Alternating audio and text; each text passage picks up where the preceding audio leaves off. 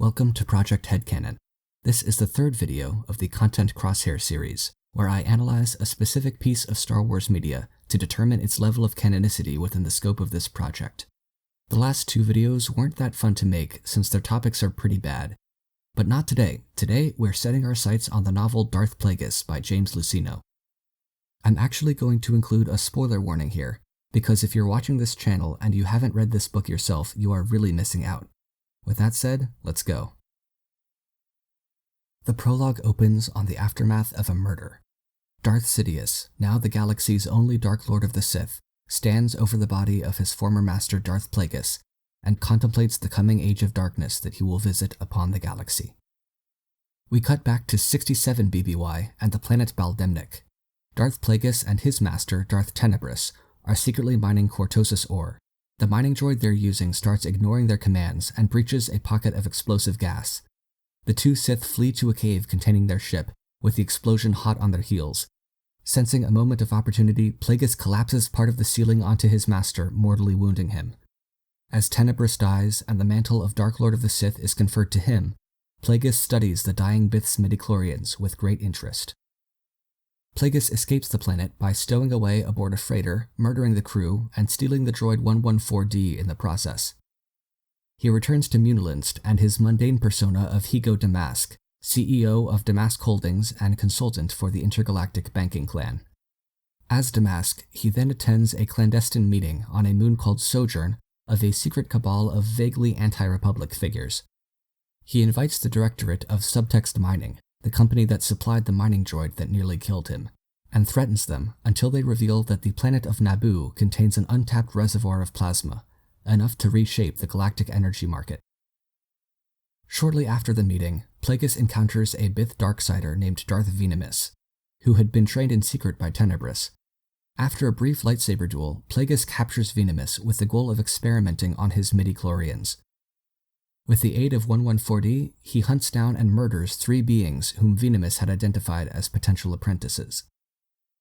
As Higo Damask, Plagueis brokers a shady deal between the Trade Federation and one of the candidates for the Naboo monarchy, Bon Tapalo, to open the planet to the galactic plasma trade in exchange for political support. Tapalo's political opponent, Kosinga Palpatine, tries to sabotage his campaign. On Naboo, Plagueis meets Kosinga's son, who just goes by Palpatine, and enlists him to spy on his father. Kosinga discovers their plan and tries to move Palpatine off-world. In retaliation, Palpatine brutally murders his entire family and their guards with the Force, then pledges himself to Plagueis and becomes his Sith apprentice, Darth Sidious. One quick and evil training montage later, and we jump ahead to 54 BBY. Plagueis and Sidious conspire to assassinate the senator from Naboo, Vidar Kim, so that Palpatine can take his place as senator. In his continued study of the Midi-Chlorians, Plagueis learns about the planet of Kamino and the skilled cloners who reside there. His first plan is to clone an army of Force-resistant Yinshori to eventually oppose the Jedi. Later, during a meeting on Sereno, he has a conversation with several Jedi mediators, including Jocasta Nu, Qui-Gon Jinn, Dooku, and Sifo Dyas, during which he drops a hint to Sifo Dyas about Kamino and the potential of growing a clone army there. Sidious, meanwhile, travels to Dathomir and is handed a baby Zabrak named Maul. Sensing his strength in the Force, Sidious sends Maul to Mustafar to have him trained as a Sith apprentice of his own. More political machinations happen. Palpatine is kidnapped by agents on behalf of Pax Team, the senator from Malastare, who reveals that he has been responsible for opposing Palpatine and Damask since their doings on Naboo threaten Malastare's energy exports. He tries to execute Palpatine, but he is rescued by Plagueis' men before having to reveal his true nature. However, Team had also hired a group of assassins to kill Plagueis at a meeting of the Order of the Canted Circle. They nearly succeed, gravely wounding Plagueis despite his own considerable force powers, but Sidious intervenes. He then goes on a murderous rampage through Pax Team's compound, killing him and all of his associates as they prematurely celebrate the supposed death of Higo Damask. Plagueis is forced to wear a transpirator mask to survive his injuries, and he becomes even more paranoid, delving deeper into his study of the Midi-Chlorians to prolong his own life indefinitely. We jump forward to 34 BBY, and from here on out the events of the novel overlap with a lot of other Star Wars media, Finis Valorum is the Supreme Chancellor, and Ars Varuna is the King of Naboo. Darth Sidious reveals himself as a Sith Lord to Newt Gunray, and arranges to have the Nymordian take control of the Trade Federation. He also arranges for Padme Naberi to succeed King Varuna as Naboo's queen. In retaliation, Varuna attempts to have Plagueis killed by nuking Sojourn from orbit, but Plagueis escapes. Varuna abdicates out of fear, giving Padme the crown, but Plagueis tracks him down and kills him by Midi-Chlorian manipulation, revealing that his decades of experimentation have finally paid off.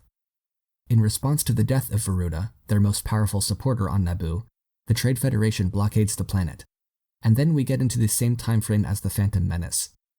In the background of that movie, Plagueis and Sidious conspire to have Palpatine succeed Valorum as Supreme Chancellor. When the main cast of the Phantom Menace arrives on Coruscant, Plagueis realizes that the birth of Anakin Skywalker may have been the result of a backlash against his midi-chlorian manipulation 10 years before. Finally, in the aftermath of the Battle of Naboo, Sidious and Plagueis meet to rehearse Palpatine's inaugural address.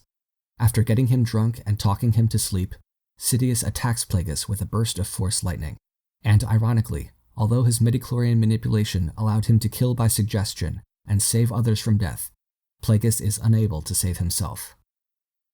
And so, Palpatine rises to the position of Supreme Chancellor of the Republic.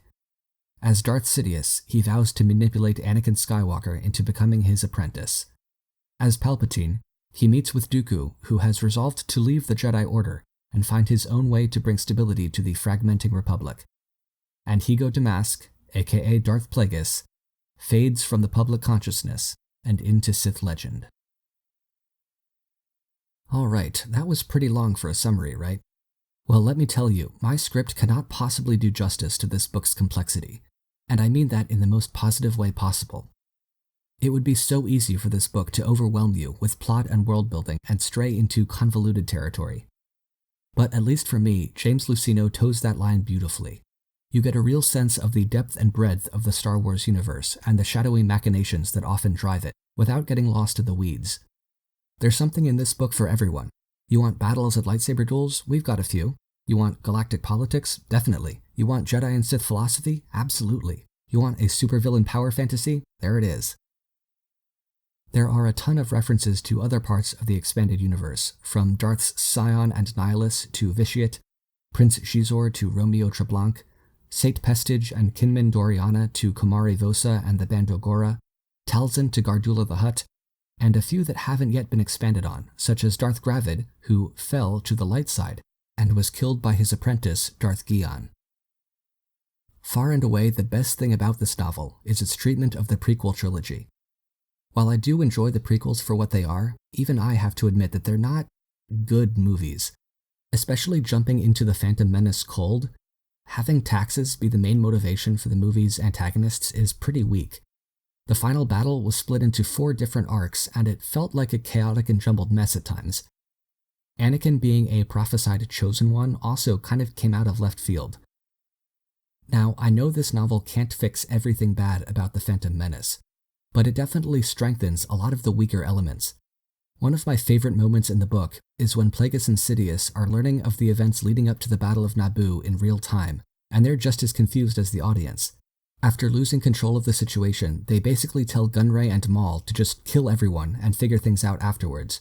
It's a funny reversal of the Sith's usual appearance as mysterious and all-knowing in the film. Also, Midi-Chlorians. I know a lot of fans hate that they exist, and I definitely see where they're coming from. But I also think that the way they're presented in Darth Plagueis is about as neat and elegant as you can get without directly contradicting George Lucas's vision.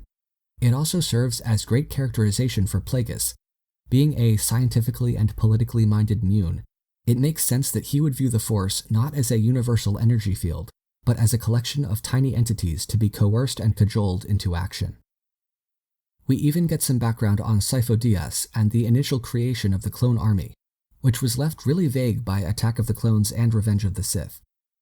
The fact that that plan was kind of arranged on the fly by Plagueis and Sidious working separate angles again highlights how the Sith aren't always in control of the situation, but are also at the mercy of chance and the Force themselves. And I think that's the book's main theme. The Sith philosophy is about exerting control over oneself and others, and this book takes place at a time when the universal scale of the Force was tilted pretty heavily towards the dark side. And yet, despite all their power and influence, the Sith, and Plagueis in particular, are not nearly as in control as they appear to be from the perspective of the good guys. Pax's team, a non-Force-sensitive politician, nearly killed Plagueis without even knowing he was a Sith, just because he was an economic competitor. Plagueis, vying for control over the power of life and death, inadvertently caused the birth of the being who would bring an end to his lineage of Sith. Though Plagueis eventually achieved power over life and death, he couldn't save himself from it. In effect, James Luceno took a few-minute-long monologue in Revenge of the Sith and built it into a tour de force of world-building, all without diluting its core message. Alright, so obviously I'm keeping this book in Project HeadCanon. It would be stupid not to. I was very careful to look for contradictions between Darth Plagueis and all of the other media with which it overlaps. But this is James Luceno we're talking about here. This man really does his homework when he writes Star Wars, and it shows. I took notes during the part that overlaps with the Phantom Menace to check for the most minor discrepancies possible, but I didn't find a single one. With that in mind, I'm going to give this novel a canonicity value of 1, putting it on par with all of the original trilogy and prequel trilogy films and the novelization of Revenge of the Sith. And that's it. No cutting or editing required, which is a nice change for once. Yeah, I really like this book. I've read and listened to it quite a few times now. For this video, I wrote the script mostly from memory and then edited it while listening to the audiobook to make sure I got the more complex parts right. Again, I can't recommend this book enough if you haven't read it and you like Star Wars. I think for the next video, we'll cover a much shorter story that ties in very closely with this one. Until then, may the Force be with you.